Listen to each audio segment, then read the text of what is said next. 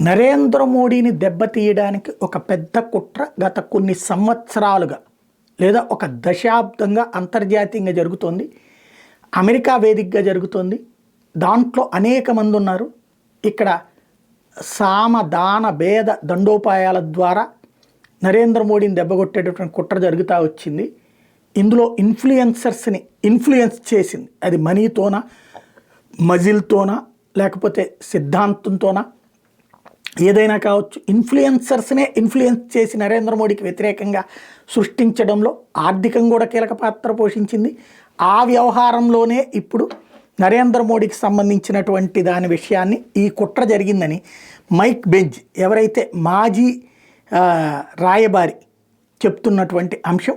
చాలా పెద్ద కుట్ర జరిగింది. థింక్ ట్యాంక్స్ ఈ విషయంలో సోషల్ మీడియాని అడ్డుపెట్టి చాలా ప్రయత్నం చేసినాయి అన్నటువంటిది.